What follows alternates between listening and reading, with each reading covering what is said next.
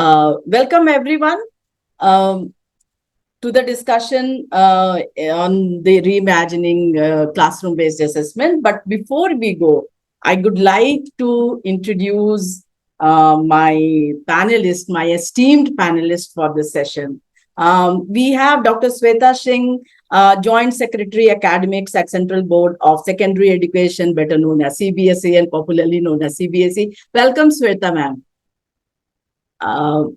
Next, we have Ms. Shilpi Nishchal Handa.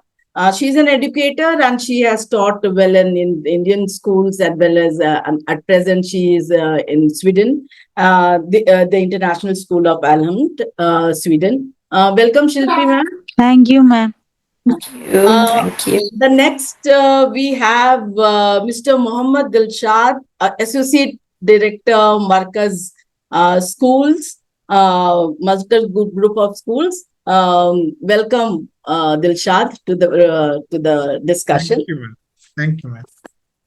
Okay, so we have introduced our panelists, and I am Ronita, School of Continuing Education faculty.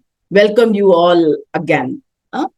So I will start with the lines of Shakespeare. When he wrote Julius Caesar. There is a tide in the affairs of men, which take at the floods lead on to fortune, omitted all the voice of their life. It is born in shallows and in miseries. On such a full sea, are we now afloat? And we must take the current when it serves or lose our ventures. From Julius Caesar by William Shakespeare. Why did I take this? We will come to that.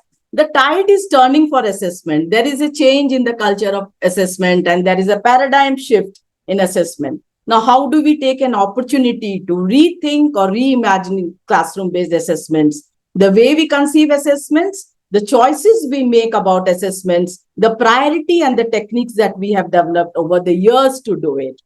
So what is the nature of this new flood of classroom-based assessment? What are its implications? Most importantly, how have the policies looked into the formative assessment? So coming to you, Shweta ma'am, how have the policies, you have been in the CBSE for so many years. Now, how have you seen the policies looked into the formative assessment? And please take it ahead. Namaskar, Ronita ji. आप सभी लोगों को नमस्कार. And Ronita, madam, if you began with Shakespeare, let me begin with another author. She wrote about formative assessment somewhere and it stuck in my mind. So this is Pendred E. Noyes, and she says that formative assessment is a very, very powerful tool, powerful learning tool that is too seldom, too haphazardly, and too ineffectively used in the USA. So she's talking about USA, but I think in the Indian context also, it resonates. So all of us as educators, all of us in theory, we agree that formative assessment is a very, very important, powerful learning tool. But somehow when we go to our classrooms, we simply forget about it. So, but why? So the thing is that we need to reflect, and as teachers, as educators, as school administrators, we need to reflect why this happens and how it can be changed. So I think formative assessment, for me, it involves constant monitoring of how the students understanding the various concepts being taught and that feeding back into the learning loop. However, this is not an automatic process. This is not an easy process, especially when we look at formative assessment from the lens of validity, from the lens of managing assessment in a classroom, which is probably 30 to 40 students large, from the lens of ensuring that assessments is engaging and interesting for the students. So these are the various barriers for implementation. Now, from a policy perspective, at the CBSE, we consider formative assessment, we promote formative assessment, and we feel that it is a tool to enhance lifelong learning amongst our students. So as we know that our national education policy released in 2020, Very categorically, it has stated that assessment has to be transformed into a tool for learning. It has spoken about formative assessment. It has spoken about competency-based assessment. Now, this policy was followed up by the National Curriculum Framework for Foundation Stage 2022 and NCF School Education 2023, where we find beautifully it has defined how our assessments have to go in hand in hand, formative as well as summative. They need to lead to each other, and we have adopted the NEP and the policies, the advices, the recommendations of the NCF in school education. Now, if we look at the policies of NEP, the suggestions of NEP, we have implemented the holistic progress card at the foundation stage, at the preparatory stage. We are working on the holistic progress card at the middle stage. Besides this, we have been strengthening our board assessments since the year 2019. So if you look at the question papers of various subjects at class 10th level especially, you'll find a slow change over a period of years. So today, I think we've incorporated case-based, source-based questions, which ask students to move beyond the textbook, beyond the recommended books. We have different types of questions. We have some options also for students to ensure that it is an inclusive paper. We have MCQs, we have long answer questions, and we are working towards improving it. So I believe in education, everything is a work in progress. So we are slowly reaching there. Now, taking you a bit back towards the time when we had CCE and then we transitioned to the remodeled structure of assessment in 2017. Now, there is a lot of criticism of the CBSE because we had a very complicated system of formative assessments and summative assessments where we had defined that this is the number of marks which is allocated to this assessment, FA1, FA2, and so on and so forth. Now, if you step back, I think you'll acknowledge that as policymakers, we are in a catch-22 situation. So if we do not ask the schools and teachers to give certain marks, allocate marks to formative assessment, everybody just reads the circular and forgets about it. Now, when we go to the other side and we start allocating marks, we make sure that the teachers are doing their jobs, but the system gets very complicated. So we understand as policymakers that there is no one straitjacket solution for everybody. It has to be contextualized. It has to be as per the needs of the classroom, the community where the students are, the teacher's capacity. So we stepped back. There was another issue there. Now, when we were looking at the class 10th board examinations, there was an option for schools to do it internally, have their own question papers, develop question papers, and there was an option for schools to go and have their students appear in the board examinations also. So in fact, in the same school, you would find certain number of students giving the class 10 board examination and certain number of students giving the internal papers. So especially when we looked at class 10, there was no standardization. Now, we need to remember that class 10th assessment is a certification assessment, which certifies that you've completed so many years of your learning period, your learning journey, and this is what you've achieved. So therefore, the decision came forward that to standardize and make sure that everybody is on the same benchmarks, we brought back the board examinations. But since then also, we've been trying to slowly and progressively tweak our assessment to make sure that it is more diverse, it is more inclusive. And of course, as far as formative assessment, now we are very wary of allocating any numbers or marks or percentages to it. If you look at the holistic progress cards of foundation years and the preparatory years, you will see that there also we've given a lot of autonomy to the schools and the teachers. We've said this is a sample. You take it and you adopt it. We've picked up the best parts from the NCERT Parak document. We took it to schools and teachers. We asked them to give us feedback and we have contextualized. Whatever bits and parts we couldn't understand, we refrained from putting it there in the HPC. We only put those things which we could make sense of.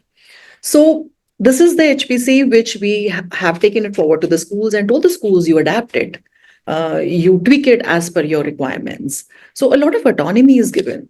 What I still believe that we have a long way in terms of building teachers' capacity, in building the capacities of the school heads. So slowly we are going there. We're taking with our trainings and spreading the message, taking more discussions forward. So I'm sure that we'll do a good job slowly in a few years down the lines. Thank you, Shweta ma'am. I really like the phrase of Catch-22 situation. And I know when the policies come and we cannot change it in a day, right? And so as a board, as a CBSE board, such a prestigious board, you need to take time and you need to look at the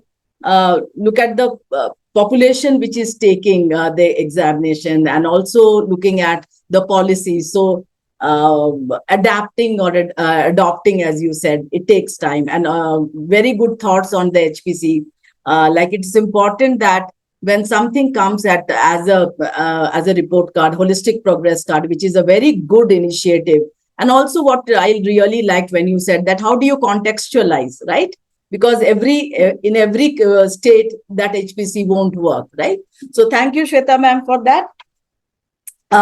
Okay. So assessment as an educational function is socially constructed within the holistic system of schooling within a society, within schools in specific context, and within that society and within classroom, within those schools and with the social players are teachers and students. Assessment is not exact a scientific process. The involvement of human being in every aspect of its design, execution, and use make it more than that. So, Dilshad, you are an administrator and you are now looking at associate director, and you have been looking at the policies as well as you are a practitioner, right? So, as an administrator, what were the steps taken to introduce FA? And first of all, I would like to understand when we are doing a formative assessment. When we are looking at doing formative assessment, how can you make the school environment conducive to do formative assessment? Yeah, Dilshad. Thank you, Ranita ma'am. I'm so happy and glad to be here, to be with Ma'am Sada, Ma'am Shilpi, and great to see Vijay. Hello, Vijay. You remember me? I do not know. Vijay came to our group of school to train our principals. Vijay Gupta. He was in Wipro for a long time. Great, wonderful people, and great to listen to Ma'am Shada. And the question, how do we bring and how do we create such a culture?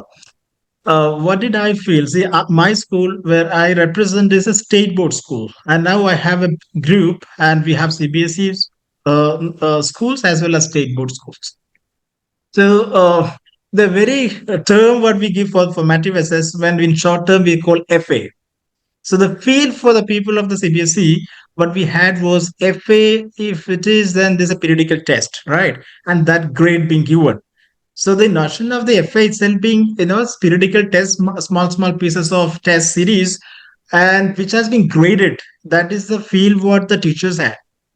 And it's all about always we have a purpose and we measure the progress and we grade them, we certify them, we make it standardized.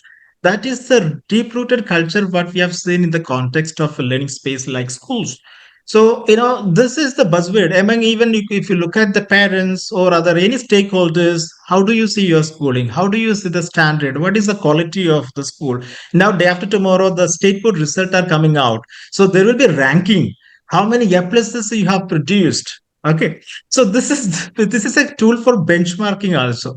In such a scenario, we are talking about such a context, and such a context, if we look at a formative assessment or room or space for formative assessment, it's not easy to bring in.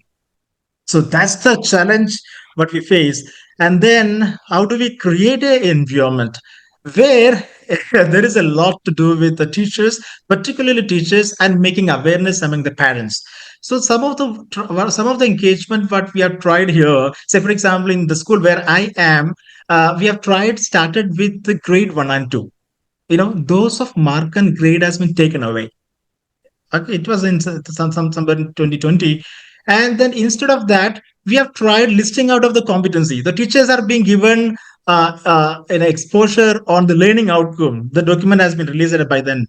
And then teachers were trying to, it was thematic integrated program, theme-based education in grade 1 and 2. So there, there is no grade or mark or anything as such, but the teachers are well clear about what is the learning outcome, and teachers been working towards of achieving, preparing, and the whole class. Teacher is not only single as a pedagogue, the whole class, positioning the class is a pedagogy, allocating the spaces, exhibiting the resources, engagement of the children, the peer learning, and interaction between them, all of them were the pedagogy, and it is blended with assessment. So that is the kind that we tried in the beginning, and where even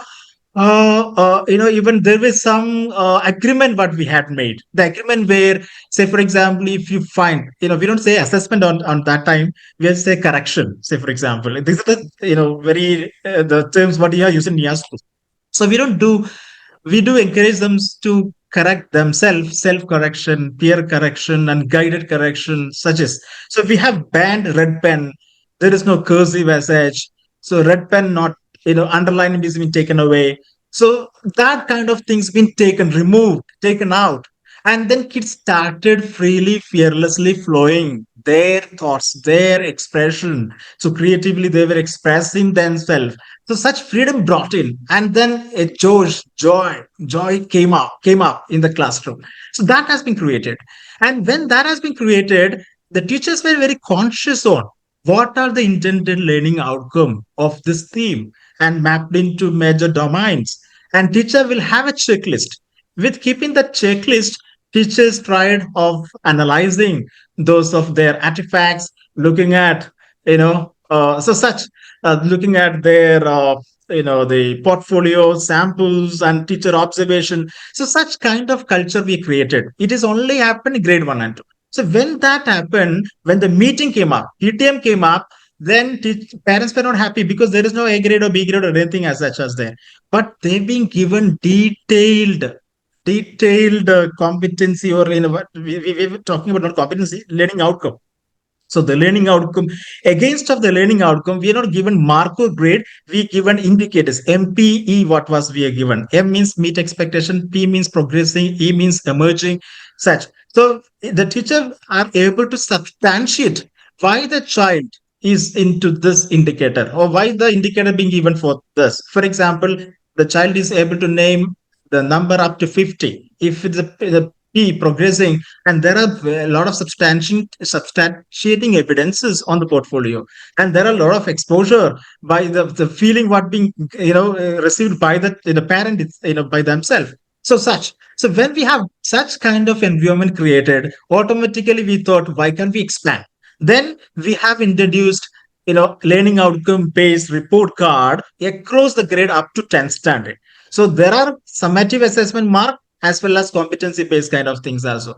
So then each and every month teachers list out the competency and try and attempt. And the purpose we have changed from a product approach to a very process approach. Don't worry about the product. Let us see the process. How is that coming out? And from that expression, from the responses of the child, how we try looking at where is the response coming from? Why the child is asking this question? Why this kind of examples? Why this kind of expression? So we have made the teachers looking at those sort of analyzing such responses.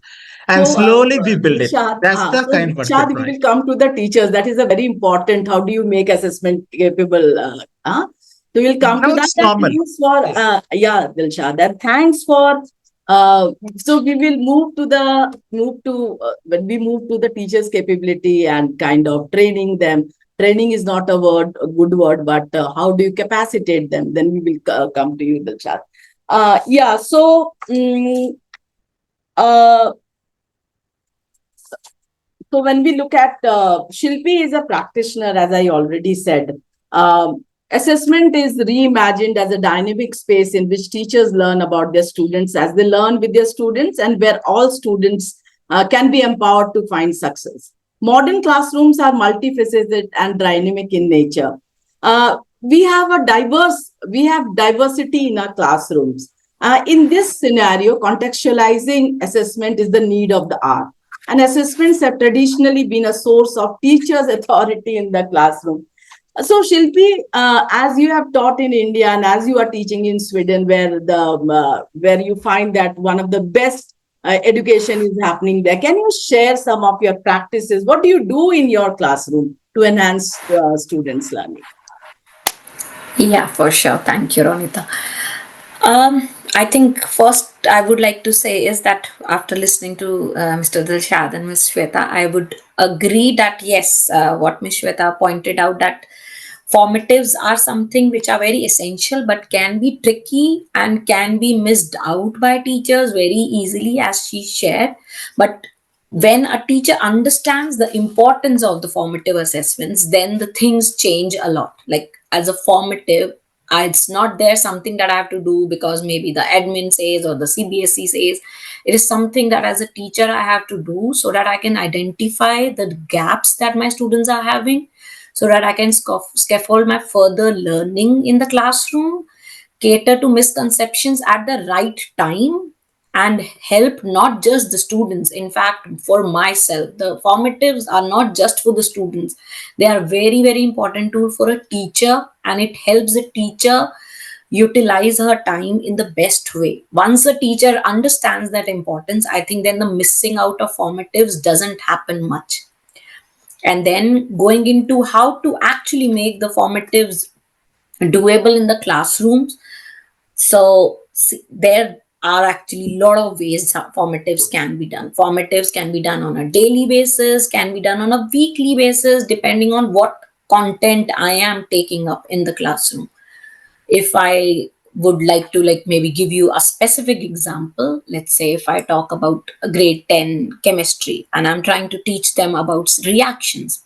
So the easiest way is, if you are doing chemistry, you'll be doing a series of experiments in the class.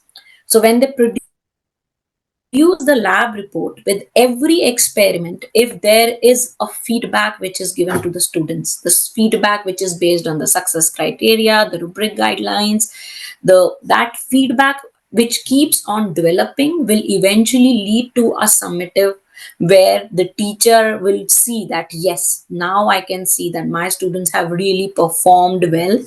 And you do not feel that at the end of the summative, oh, I've spent so much time teaching these concepts in the class, but still the students haven't given me that result. So the formatives really help you in working on that. Another aspect that I really want to bring about formatives is also that formative is not just the feedback, it is also an important part of feed forward that we give to the student.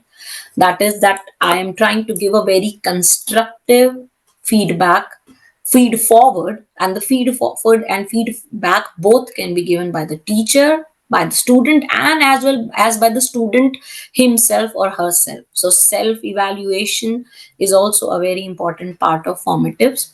And when the student once practices and learns how to do the self evaluation of their work based on the maybe the rubrics or the criteria or guidelines provided by the teacher, then they develop into a habit of self regulation, which is again transferable for all the subjects and skills.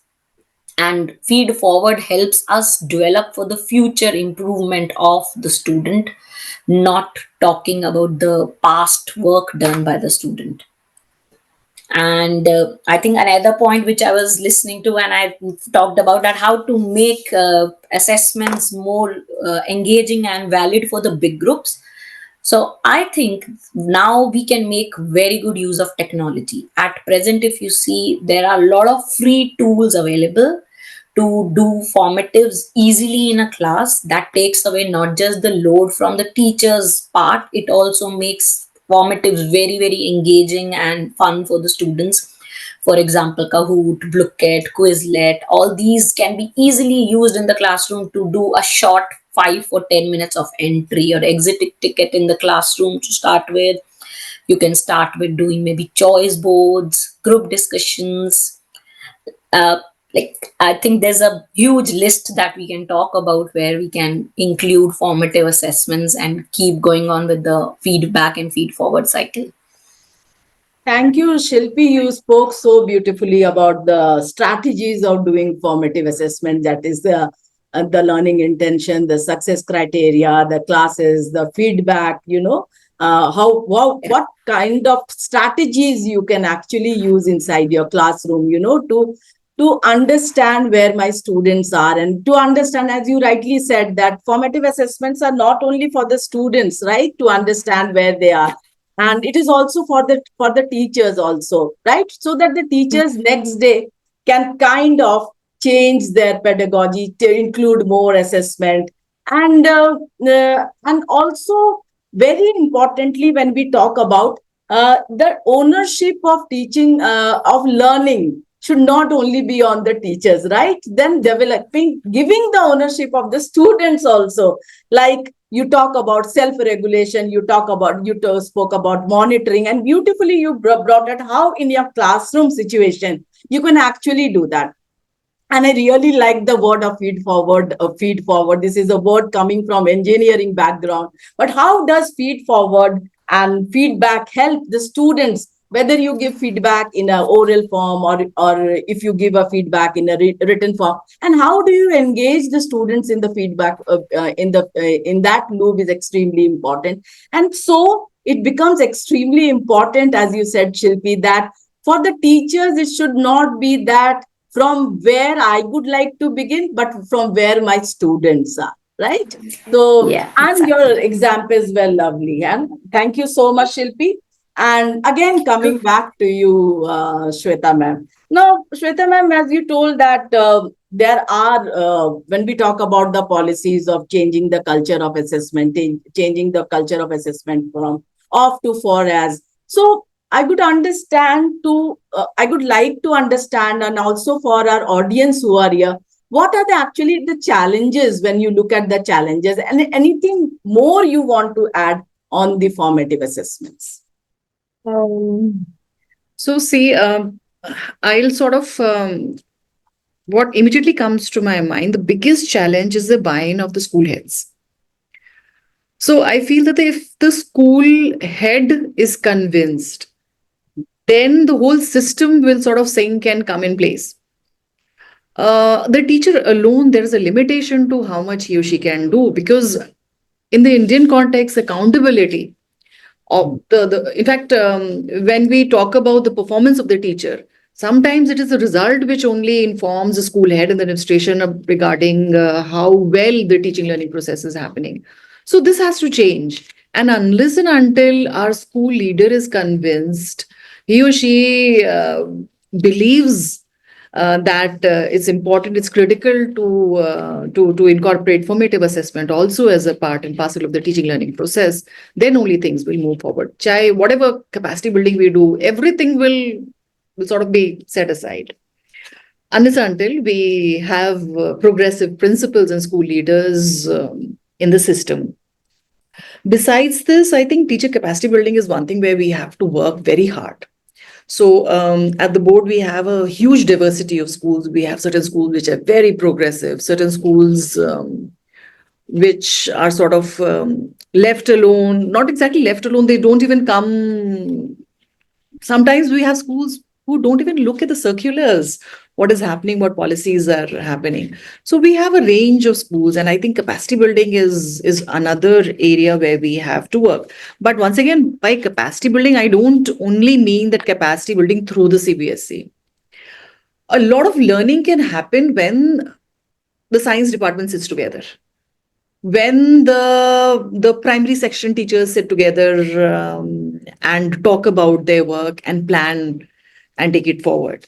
So a lot of learning happens when schools, teachers from different schools interact with each other, what best practices they're doing. So there are multiple ways of enhancing the capacity of teacher. And one of the biggest way is through teacher reflection. So one is that. If we look at the micro level, another thing which comes to my mind with respect to the challenges is the class size. So in the Indian context, we have, to be very fair, we should have a class size of 40, not more than 40. But if we look, we'll find different numbers of students. But once again, despite having 30 to 40 students, I think it is possible to cater to the diverse needs of the students.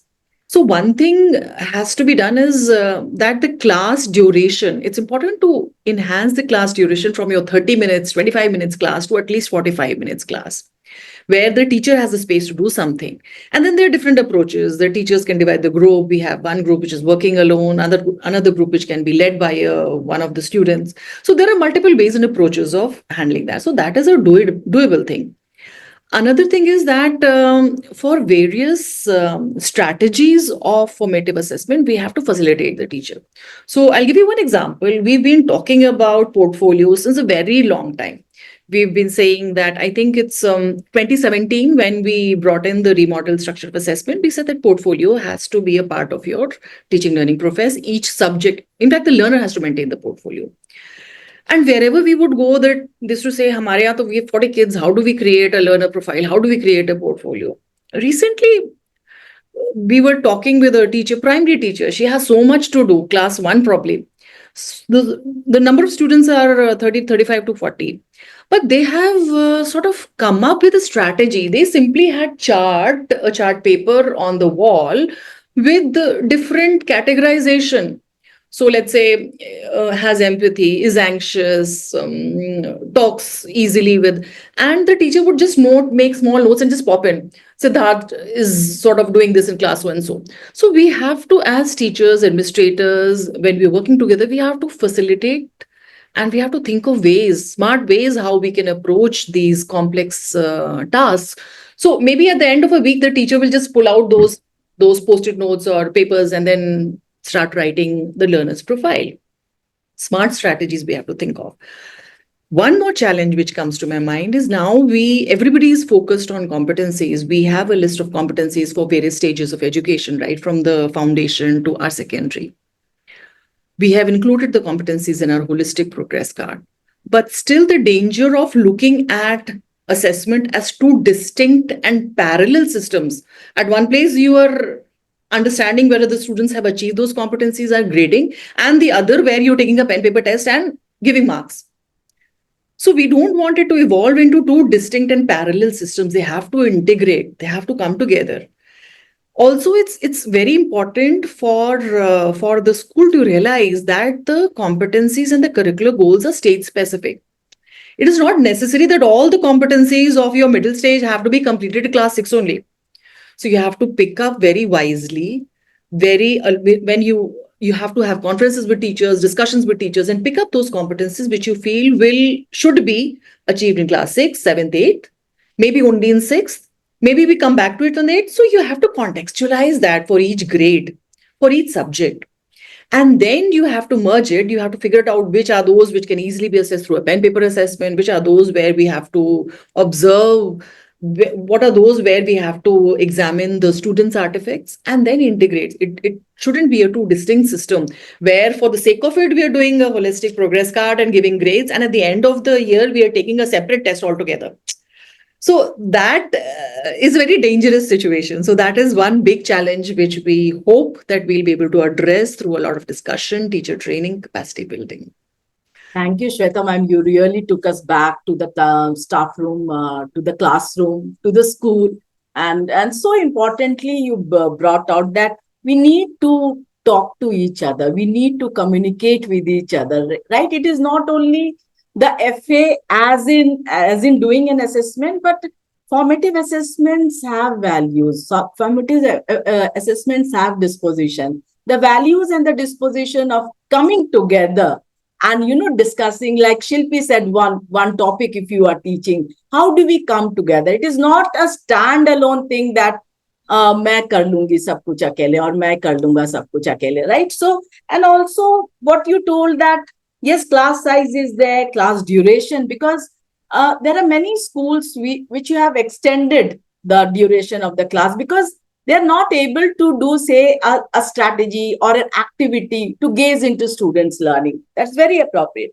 And the portfolio is extremely important because even if you look at the HPC report cards, you are just asked to mention 2 activities, but the parent will see what did my child do Is he attaining, as you were saying, the different competencies and the learning outcome? Where are we in that particular stage?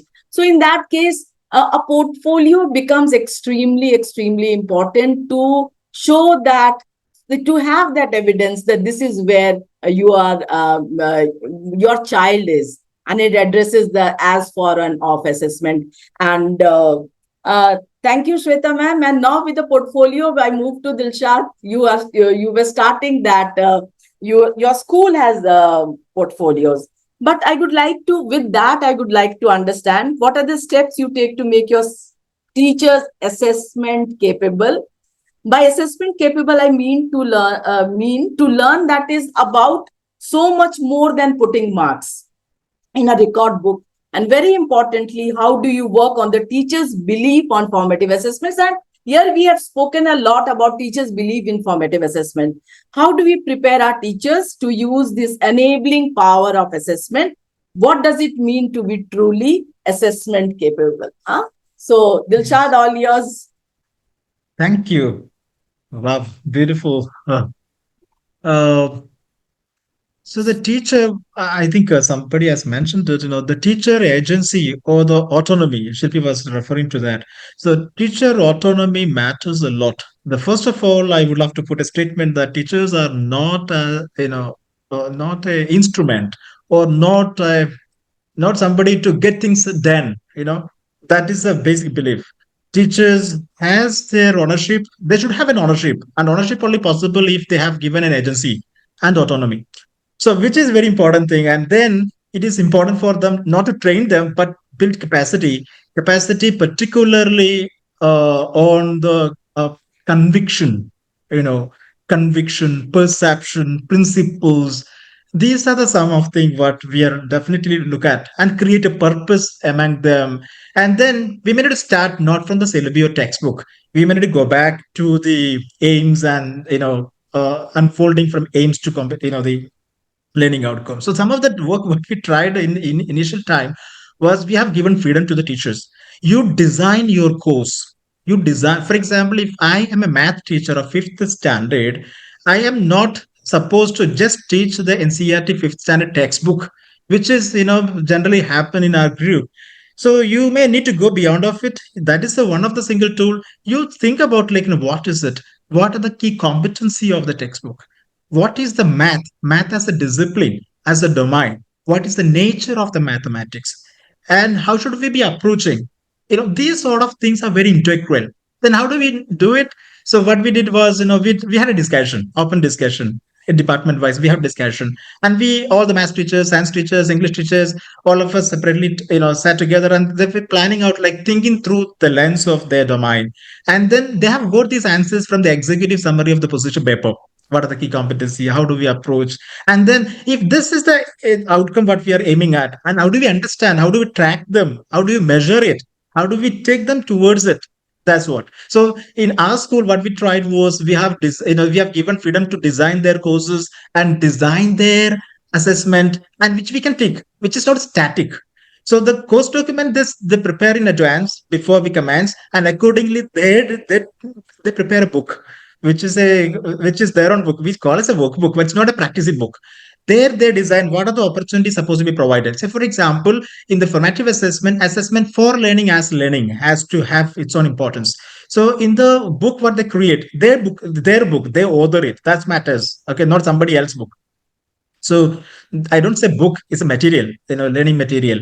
So in the material, they provide a lot of, they have already given a capacity on criteria, rubrics, sort of such kind of thing. And then they know, and based on that, they will prepare checklists for students to self-check, peer assess those spaces. And they also give responses, and responses one, version two, and then have a discussion, and then version three come out, and then give to the teacher for the feedback.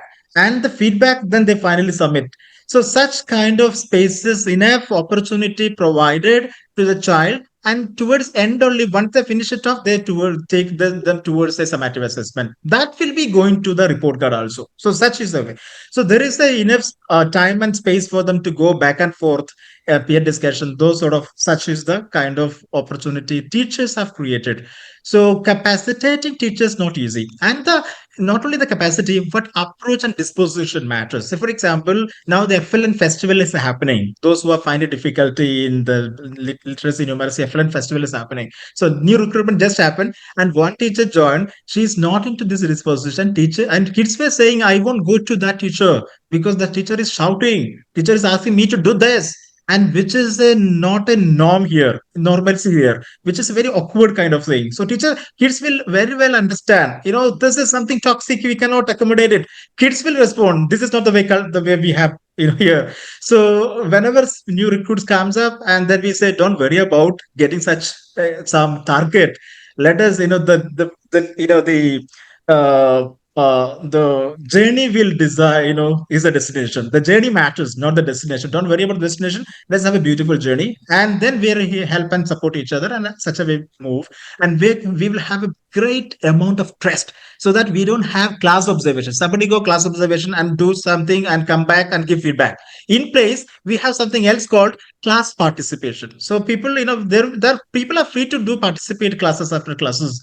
And then once after class of participation, if it is a supervisory participation, if such kind of thing comes up, we don't give feedback also. We do have dialogues and conversation over a cup of a coffee or something. So during the dialogue and conversation, even the person who went for the participation are not somebody in the top hierarchy, or we don't have a knowledge hierarchy here. So nobody mean that this position has this knowledge. So such hierarchy we don't have. Now kids is not simple, or not simple not to be a greater in learning. So such kind of hierarchy won't keep. So there is a fluidity, there is a great amount trust what we would love to make, and such a way there is a free. So nobody is in under judgmental. So the classroom being deep privatized. Anybody can go inside classroom. We don't have the staff room concept as such. So teachers will be there in the classroom. Many other teachers go and come. That's absolutely fine. So such a confidence has created. So I just conclude by saying that trust, autonomy, agency, these are matters, and building capacity on pedagogy and assessment tools, materials. These are the area what we have attempted. Ronida. Thank you, Dilshad, for bringing it all here and what you do.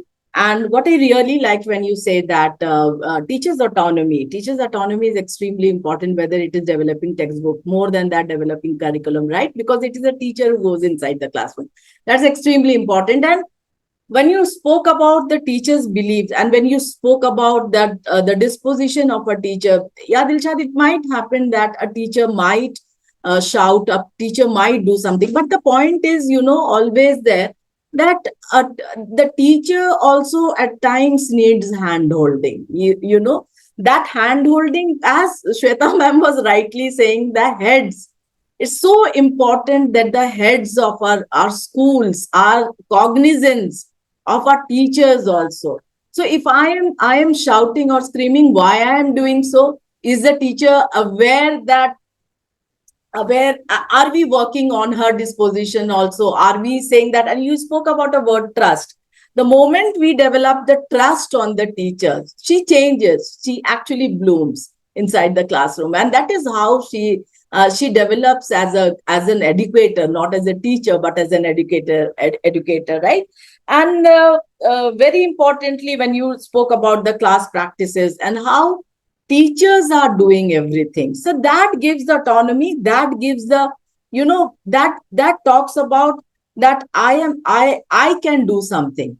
So this is where and teachers play an important role in doing formative assessment. So the beliefs in the formative assessment, if the teacher doesn't have, then the whole thing, like Shweta ma'am was talking earlier, then everything is in sham, right? Nothing will work if I don't believe in formative assessment. As I said that, and in a diverse school like you and Shilpi or Shweta ma'am must be very much aware that in a diverse situation, the formative assessment kinds of talks about equity, talks about having values, having developing dispositions, looking at the diversities as well, right? So thank you, Dilshad. Shilpi, we come next to come to you. So, Shilpi, you have been doing this formative assessment both in the context of India and Sweden. So, I would like to understand what is the difference. What difference do you find having taught in both the schools, both, and what are the challenges of doing formative assessment in any place, whether it is where you are working right now or where you. Shilpi. Okay, yeah, I think, see, it depends on back to the policies that are being set for the different curriculum. So in India, I've taught in CBSE schools.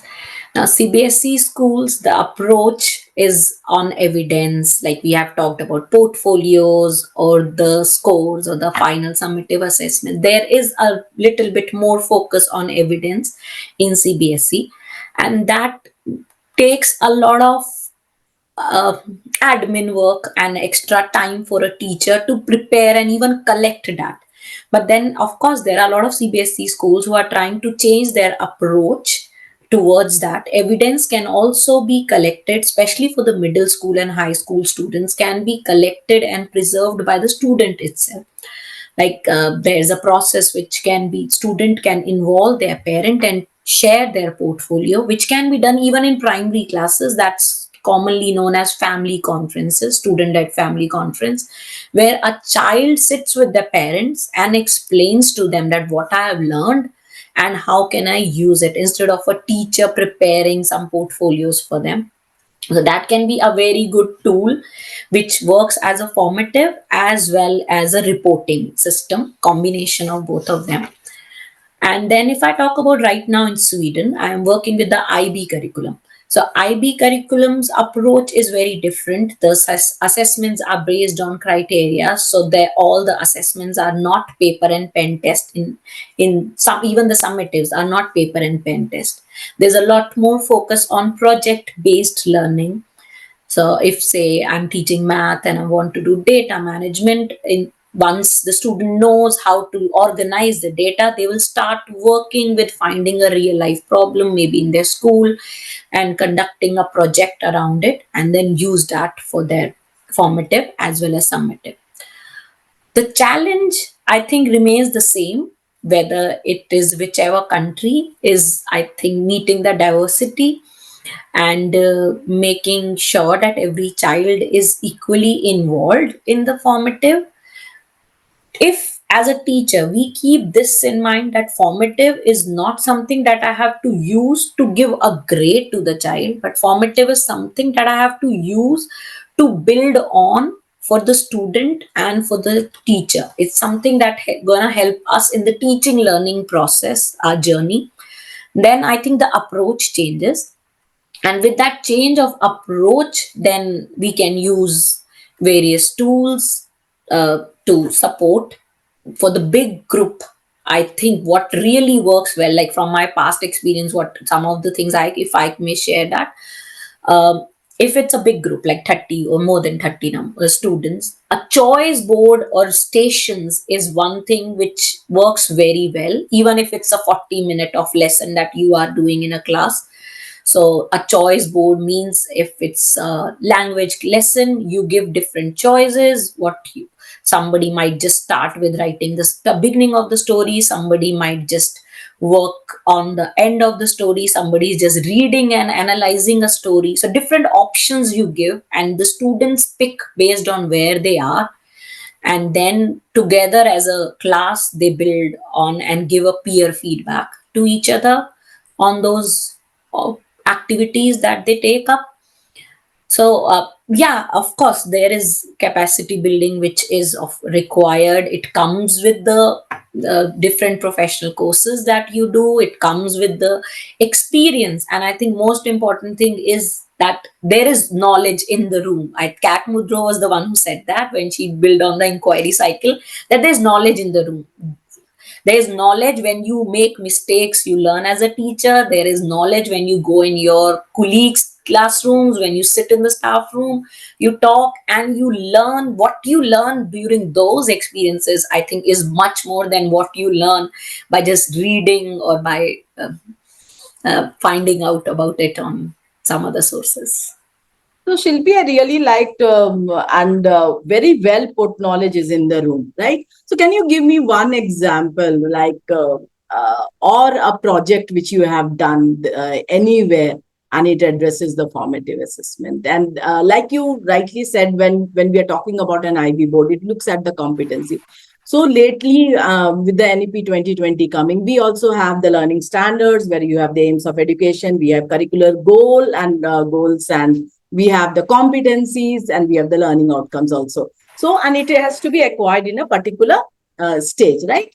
So this is all we have come up with. So if you can give an example where you have done a project and it has addressed the formative assessment in well, that can be that will be good to hear. Yeah, for sure. So, see, if I can maybe take an example to make it easy for the CBSE, because most of the audience, I think, is from the CBSE curriculum right now, is what we are talking about. So, say we want to teach the students about acids and bases. I'll take the example of science, maybe acids and bases. So, the project based learning is something that can be done, is that we give students the material, we give them a little brief that how you can start with the experiment, and there's, as a child, they start doing the inquiry, they design their own activities, and then as they move ahead with the inquiries, they realize what are the mistakes we are making, they reflect back on it, and then they keep making changes. So at every stage they do a self check of their work. There's a checklist which can help them out to see. As a teacher, your role is more to facilitate the students. So you in the beginning have to plan something where the instructions are clear for the child. There is a clear expectation of the checklist. I think is the biggest role which will play over here, is the expectations or the success criteria. The child should clearly know what exactly am I supposed to achieve from it. And as a teacher, then this, when they keep moving from one step to the other and they get the peer feedback and the self corrections also are being done at the same time, that helps and supports a lot. So all these becomes our cycle of the formative, and at the end, after maybe like it's after a series of 2 or 3 experiments, as a class you can get involved into group discussions. So I'm trying to think of the examples where if you see the teachers are involved but are not like giving one-on-one feedback every single day to a child, because we have to also see the effectiveness for the teacher and the effectiveness for the student.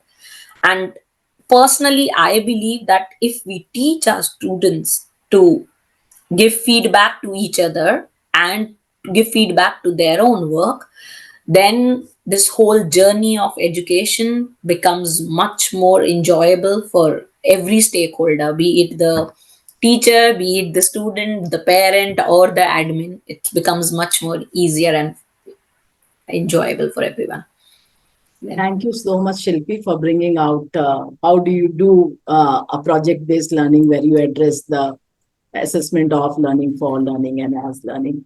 Shweta ma'am, do you want to add anything here on the formatives? So I just want to emphasize one thing what Shilpi ji said. In fact, if there's nothing which we can take back from this discussion, it may be probably with this. She said that it's very important for the students to understand what is being assessed, essentially the learning goal. I feel it's very important for the teacher to remember the learning goal right from the point when he or she is planning to the end of the cycle. So very often we sort of get lost. So for instance, you'll find so many schools, so many science teachers asking the students to create a model of the atomic structure or the model of a solar system, or the teacher being so involved in picking up which article or which newspaper narrative or article, whatever I have to give to the students. However, he or she will probably, I shouldn't say will probably, what I feel is that it's important for the teacher to remember why I'm doing this, why I'm picking up this particular article from the newspaper or a fiction or a non-fiction. What is the purpose of it? What are the goals through which I want, what goals I want to be achieved through this whole process? Similarly, when the teacher is asking the students to create a model of the solar system or the atomic structure, whatever, what is it that he or she wants the students to attain at the end of the day? So we get lost in the planning and we become so busy, and we just lose track of the goals. So I think that's very, very important. We have to share the learning goals with our students. We have to remember those learning goals and very clear ways of how we're going to measure what is a success. So that is one thing which it's very important for the teacher to share. Anything, Dilshad, you want to add anything here? On the student-led conferences where the students speak about their own work. Yeah, definitely. And we were talking about the teacher We have agency, 2 teacher minutes, autonomy. right? And then we will go to a Yeah. question, Q&A. So student reflection, students' responses, the decision they take, spaces provided to the student to come out. And, this, I think, Shilpi have commented on, how, what is, too much of basing on the evidences rather than only to basing only evidences and we are busy with it. Why can't the student can lead talking about their journey or their story? How are they enjoying this life at school or life during this time? So, and when the students are actively taking the lead, and it's going to be great in terms of developing their knowledge. So, I think if they have given spaces or autonomy, spaces for them to reflect themselves and share those of reflection and share those of story through student-led conference. So the based on the journey what they had through the portfolio, through other exposure what they have received, and that can be taken for presentation with the parents and teachers. So such we such kind of spaces can be brought into the culture of the school. Then students will happy to be a learner, into the particular classes. That's what I would love to add. Yeah. Anything, Shilpi? You want to add? Yeah, I think what I can say now is that we all know that what we are aiming at, and we are trying to bring in changes, which is really great. And all of us know that child is at the center, and everything that we are talking about is only for the student. So it's good to hear all these discussions that are happening right now, and I think that's what I would like to say, that there's so much that is possible if we all believe that, yes, we have to do this the way that a lot of research has proved, right? Okay. So now we are open for Q&A, right? So we will take your questions and we will direct to our panelist, and you decide who is going to take. And I will also try to kind of look into who can take this question. So Vijay sir? Yeah, Yeah, Vijay sir. Please. so I want to make 3 points. Okay, hopefully Please. I will be able to remember in the right order. First point which I want to make is, I think whatever formative assessment is going on, at least in India, is not really formative. It is actually summative in a smaller fashion, in the sense that if you start giving grades and marks to formative assessment, then it is not formative, it is still summative. Second thing which I want to say is that the essence of formative assessment, I think, which was also highlighted by Shilpi in some context, is actually diagnosis. Unless you diagnose from an assessment what is going wrong, what is not happening, why is the child not learning, why is the child not achieving the learning outcome, only then the teacher will be able to do whether it is feedback or feed forward. No diagnosis is going on. We do formative assessment and we give marks and grades. And I want to since actually Shweta ji is also here, I want to blame CBSE for doing this. If you remember, in this ECE days, we used to have FA1, FA2, etc., all marks and grades. And therefore, we had actually created the periodic test or unit test had become formative assessment. Third thing which I want to say is, from our experience of working with school and teachers, we find that teachers do not know how to diagnose from an assessment what needs to be done. And therefore, it is very nice to say that we should give autonomy and agency to the teachers. But remember, agency is based on competency. If you don't have competency, agency will not take you anywhere. And therefore, I want to suggest is that we need to train our teachers on how to do diagnosis. If we can't do that, then I think we are not really doing formative assessment. That's all. Thank you. Thank you, Vijay sir, for bringing in this. And I just want to bring in about a little bit about our work as Azim Premji University, that we have a diploma course on educational assessment, and where we offer 4 certificate course, one on the perspective, on the formative assessment, summative assessment, and the large scale assessment. And in few days, we are going to have launch this certificate program in designing formative assessment. And why I am stating here that, sir, like what you said, in our program also, we want to kind of debunk this myth that why that formative assessment is not for grading. Formative assessment is not for marking. So it starts in a month time. But also, sir, when we look at CBSE, right? When some policy comes, the CBSE it is not in a position. Shweta ma'am, I'm talking in favor of CBSE at present. So I'm not against so somewhere when the policy comes and the policy doesn't dictate how to take it. So the board, with their understanding, not I'm saying that not they don't have an understanding. To begin with, I think that was a very, very noble step.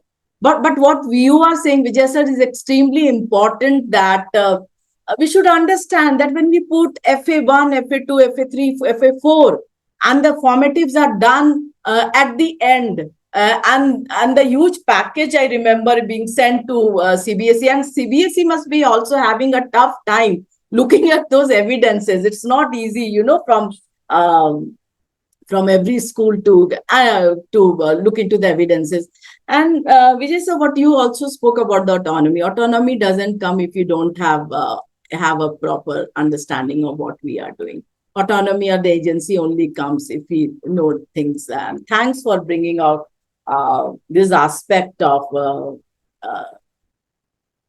formative assessment. Now we will take the questions. So this is from Deepika, and this is a longer one. Don't you think everything in our school curriculum has become evidence-based? The yardstick for all the stakeholders to gauge success in academics is through marks. At the risk of blaming the higher institution of education for the selection procedures, how is it possible for a teacher to prepare a student for assessment to get into colleges, which requires a different skill altogether? Any one of you can take this.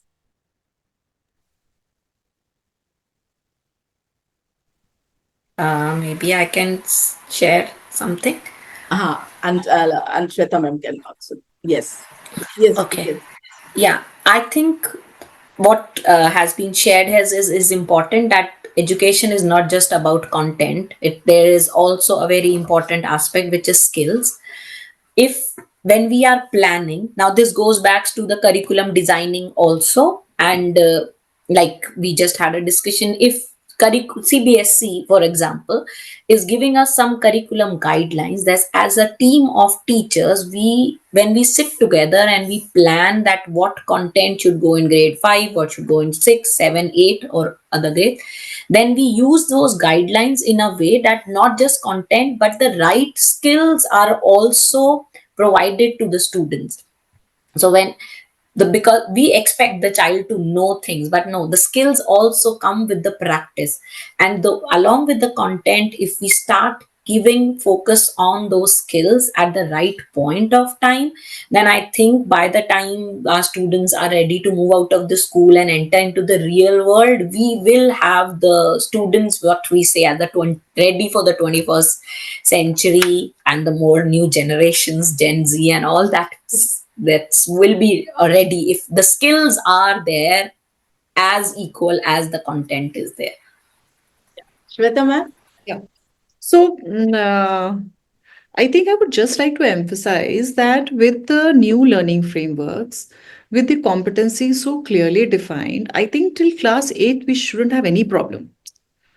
What type of assessment you're doing, what are the evidences, this is all the school's domain. Total 100% autonomy is there. It is only when in class 10th, the students are supposed to appear for the board examinations. But if the school starts looking at education from class 1 to 9 as a practice of for appearing in the board examination, then we are going in a different directions altogether. So I would like to suggest that it's important for the school to be focused on the competencies which have been very clearly defined, look at the curriculum and correlate and accordingly tailor their teaching learning process as well as the assessment. So there is total autonomy for the schools from classes, foundational years to class 8th at least. So I think this is my interpretation of or my response to this question. Okay. Thank you so much, Shilpi and Shweta ma'am. So there is another question that from Varsha.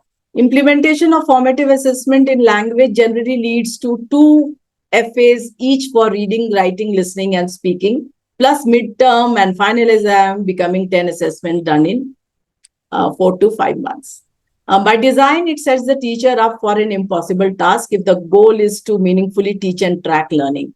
Even if formatives are supposed to be short, quick assessment, the price generates a lot of correction and marks entry. This is hard to deny. A teacher's time is finite, no matter how skilled they are, and is used for so many diverse tasks, charts, Kahoots, preparing rubrics, giving unique and frequent feedback at every interval. What could be really radical and game-changing is to shift away from the rhetoric student-centric towards the community-centric. Every person in the school needs to be taken care of to create truly transformational learning site. What can schools do to empower and nurture teachers beyond capacity building and training training I sessions? think this particular school has missed the bus, like with the number of FAs and essays. Once again, I'll go back to the competencies. As a language teacher, if you're assessing your students' ability to communicate, then it cannot be done through one particular assessment. It has to be over a period of time. And it's just impossible to record each and every assessment. It's just impossible. Sometimes you'll have to make notes. Sometimes it will just be observations. In fact, largely it is going to be observations and analysis of the artifacts which the students prepare. So this recording business and creating and getting your evidences in one place, I think we've done away with it long time back. So we have to relook at what the policies are. Why is it mandatory for a school to do so many assessments? So I think that's a question which we also have. Yes, Vijay sir, you want to take this question?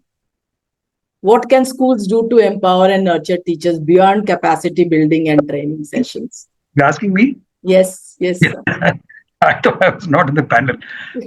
No, In just fact, I wanted to ask actually Shilpi, because she also has experience of Sweden, as to how does the system work there in terms of diagnosing from a formative assessment. Okay, let me also add something. I believe a teacher is like a doctor. A teacher is like a doctor of learning. Job of the teacher is to make sure that every child is achieving the learning outcome, whether it is concept, competency, skill, doesn't matter. And therefore, a teacher also has to think like a doctor. If the child is, or if some student is not achieving the learning goal, as to what needs to be done. And therefore, we can't escape diagnosis. So if you ask me what competencies need to be built with the teacher, is to build the competency of how to diagnose in maths, how to diagnose in language, and so on and so forth. Incidentally, I run an organization called Shikshangan, in which is what Dilshad had mentioned. So we have developed a protocol for doing diagnosis, and we'll be very happy to share it with like CBSE and other organizations and so on. But I wanted to ask actually Shilpi specifically whether what happens in Sweden in terms of diagnosis. How do you diagnose if some child is not achieving the learning outcome? Whatever strategy you use, okay, project or whatever. So anything which you might want to share on that? Yes, sir. So I think it's the same like what you shared, that the every unit starts with the diagnosis first, and then the data is collected, which we analyze to figure out that how many students in our class right now are at the level which maybe the previous grade when was their content have done in the previous grade, how many students are there, how many are still struggling with the what was done in the previous class. And based on that, sometimes it happens like a student is in grade 9 and we notice that they do not have the retention of grade 8. Almost everybody in the class do not have a retention of grade 8 content. So then we tweak our lesson plans accordingly, and we spend more time on working on the base of the content, because we know, all of us as an experienced educator know, if the child doesn't have a basic, say for example, of the division, then I can't go ahead and start the quadratic equations today itself. So working on the basics is something that is done, but data analysis plays a very important role there. Thank you so much, Shilpi, for sharing your thoughts on diagnosis. So there is one question from Elizabeth, ma'am. How to go beyond the textbook and focus on concept-based learning and skill-based learning? Any one of you can take this.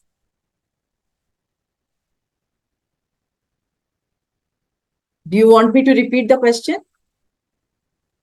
How to go beyond the textbook and focus on concept-based learning and skill-based learning? I think, ma'am, when I'm sure everybody would be aware that we've introduced case-based questions, source-based questions in our class 10th assessment. Because we believe that the assessment in a large way guides how teaching learning is happening in the school, how pedagogy is being approached in school. The reason why we included case-based questions was this only. These questions are on the concepts. They are not from the realms of the NCERT textbook, from the syllabus only. The concept, of course, is picked up, but the context is very different.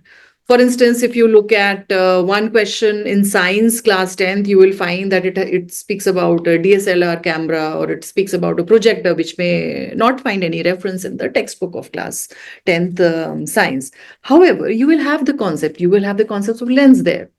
So that means that we are saying that you need to explore the concepts. So very simple, you have to pick up your curricular goals, your competencies, create your learning outcomes, link it with the content, especially in science. It's not necessary to link it from the textbook of NCERT mathematics. For languages, you further have more liberty. For social sciences also, you have great liberty. And then take it ahead. So it needs a lot of planning, a lot of collaborative work when you are designing your pedagogical plan, when you're designing your calendar for the year. So I think this is the way I feel it should be done. More practical strategies, probably Shilpi ji and Sir will have. Yeah, any one of you can take. Shilpi, you want to take? Vijay sir, you want to take? Yeah, I thought Vijay sir was trying to say. Yeah, I had actually raised a hand for that reason. I think I don't know why it has happened in our country. A textbook has become the syllabus. We can always blame Macaulay for all the ills, but I don't know why it has happened. Textbook is not the syllabus. Syllabus, in fact, one of the great job which NCF has done is to define those learning competencies. Okay, across the grade, like Shweta rightly mentioned, at least up to 8th grade. It doesn't mention. And therefore, that is your learning goal. I think we need to change our idea that textbook is one of the teaching learning material, like was mentioned by Dilshad. You can have actually several textbooks to achieve the same learning outcome. And therefore, as long as we keep thinking about textbook as the syllabus, I think we will remain stuck in this. We need to change it from the textbook to saying that these are the learning outcome. Let me see what learning material I need to utilize to achieve that goal. I think that is a big shift which needs to be done. But I think even NCRT is not helping. One of the things which I was hoping NCRT will do is that if they're bringing out textbook, right in the beginning of each chapter, they should mention the learning outcome which this chapter will help to achieve. If they had done that, and that should be mapped to NCF. NCF has mentioned the learning outcome, and therefore each chapter should have that these are the 3 learning outcomes which can be achieved through this particular chapter or this particular text. They also haven't done that, and therefore we continue to remain actually bound or prisoned by the textbook. That's what I think. Thank you, Vijay sir. So the next question I will take, I think this is for Shweta ma'am. Shweta ma'am, the question is, don't you think the structure of essay which is framed must be followed all over? Only then the child will be benefited. I don't think all the schools are following the pattern. How could you make it uniformly followed? If I correctly understand, the question is that the assessment, year-end assessment for class 9th and 10th should be standardized. So, in fact, for class 10th, it is very much standardized. We have an 80 marks board examination, and we have a 20 marks internal school-based assessment, and various activities included in this. Besides this, when we take it down, we say that 9th and 10th are integrated programs, and whatever we do in 10th has to be replicated in class 9s.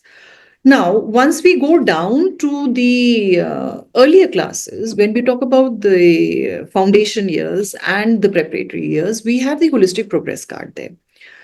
We cannot standardize a report card for the whole of the country. It is too diverse a population of schools. It is too diverse set of teachers. It is too diverse set of students.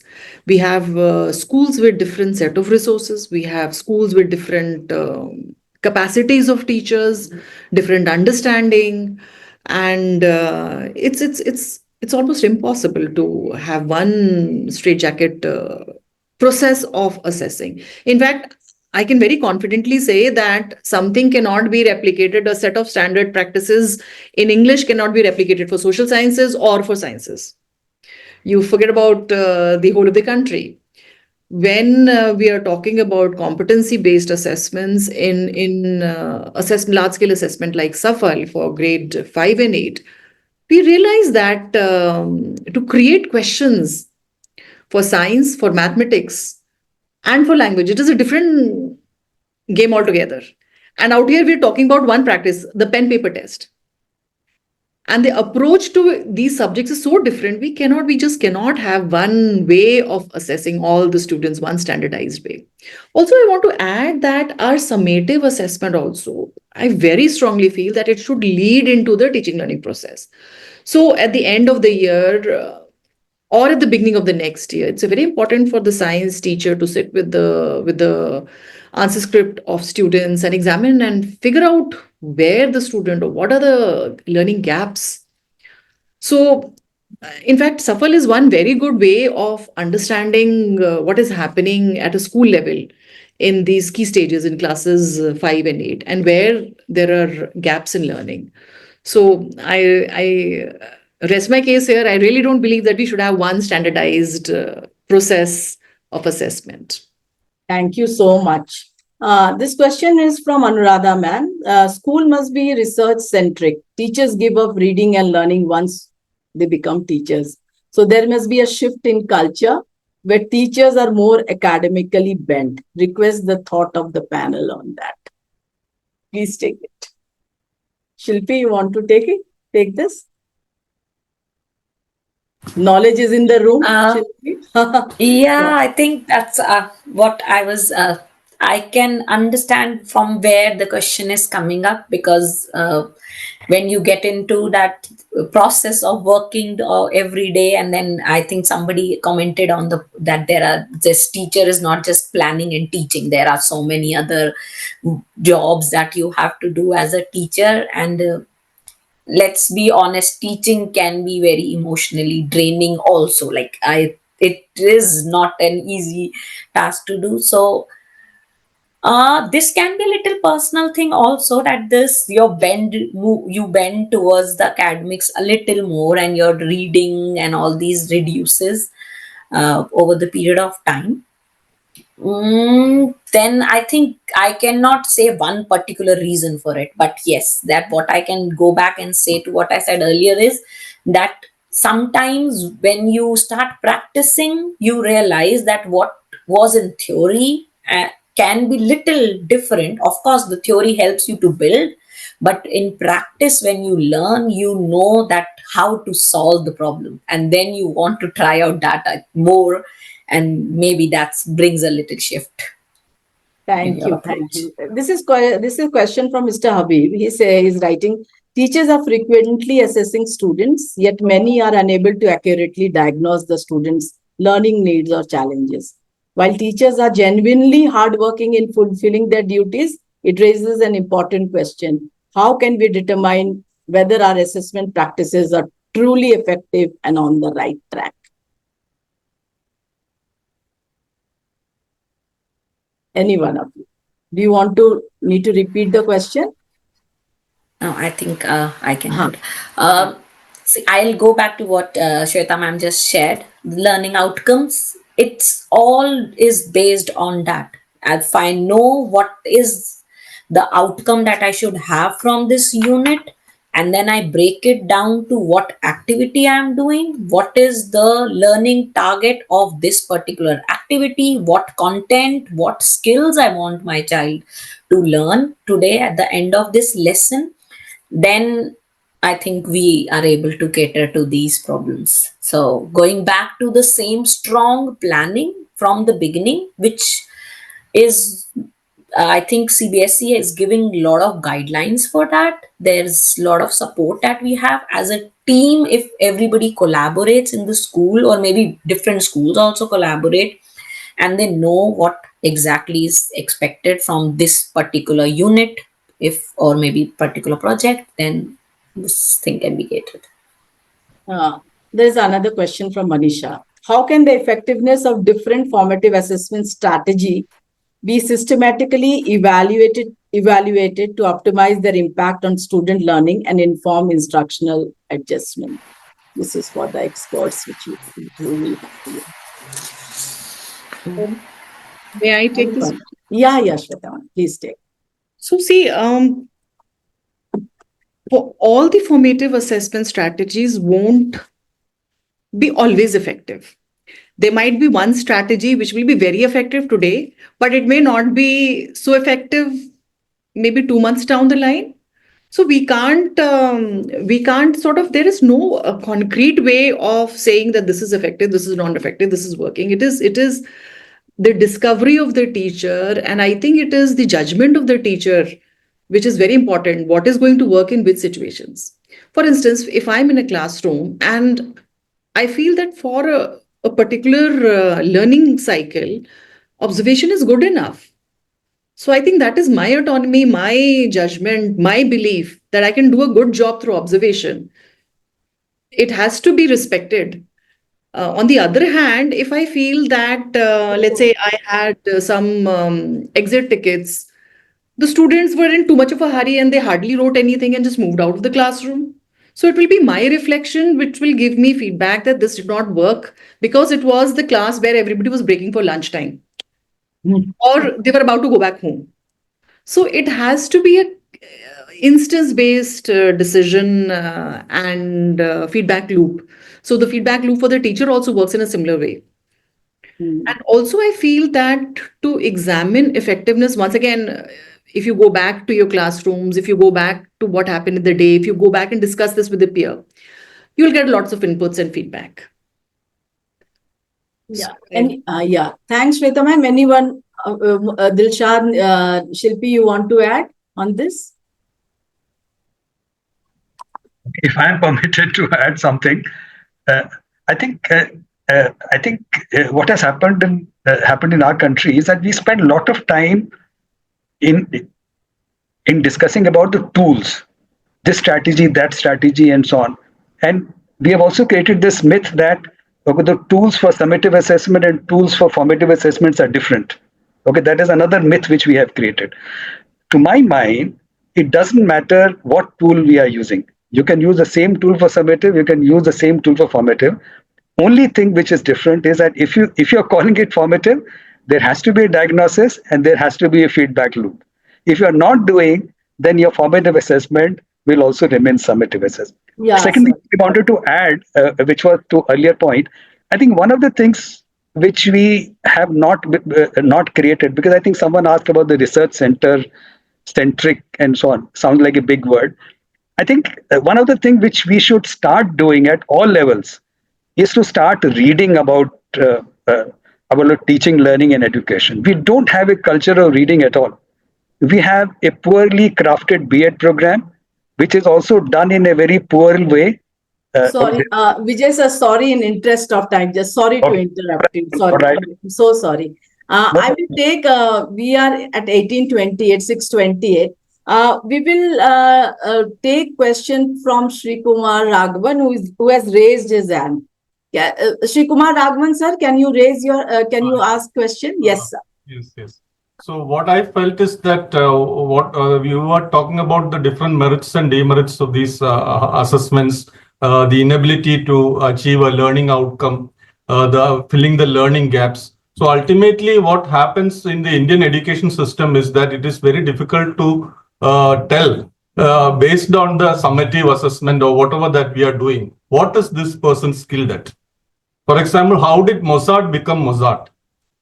That is not because he learned mathematics or all the other subjects. He became expert in all these 6 or 7 subjects. He concentrated on a particular skill, which is called music. So in our system, we want to put everybody in the same track. We want to assess everybody on the same platform. Instead of that, if at the end of the 10 years or 12 years, can we have a system where we can tell that, of course, he has failed, he has achieved only 0 in maths, but he is good in something else. He has got this capability. He is a good critical thinker.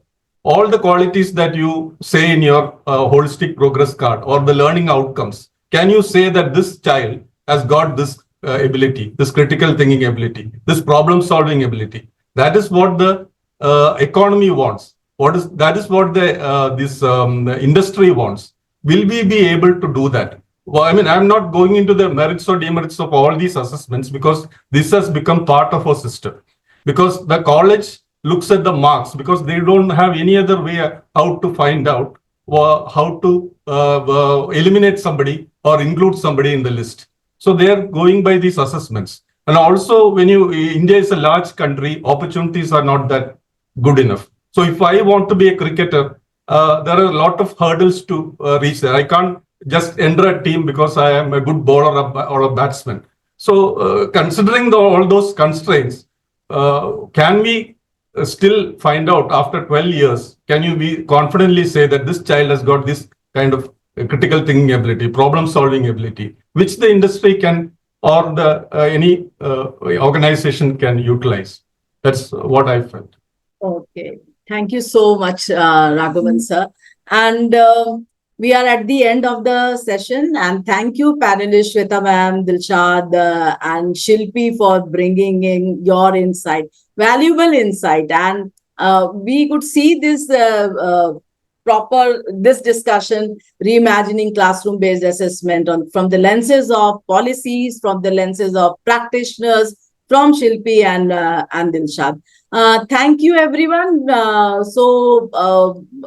To understand more about our formative assessment, we have a certificate course in designing formative assessment. Anybody interested, please join us. Thank you. Ronita, I would love to add a point. The formative assessment course, what is going to be coming up, I Yes. did multiple courses. I see the story what we have tried here. All started from a certificate course of Development and University, and the formative assessment program in particular that has contributed a lot. I thank for offering that program. There are many people from our team have applied for it. Yeah, thank you so much, Dilshad. Dilshad has been a student also, and Yes, yes, Nelim and yes. I, and a student for I'm a student. our Yeah, I'm a assessment former student program, even and he now has also. experienced it. And thank you so much. Thank you once again for a lovely discussion, and our lovely audience, and the very thoughtful questions you placed. Thank you so much, everyone.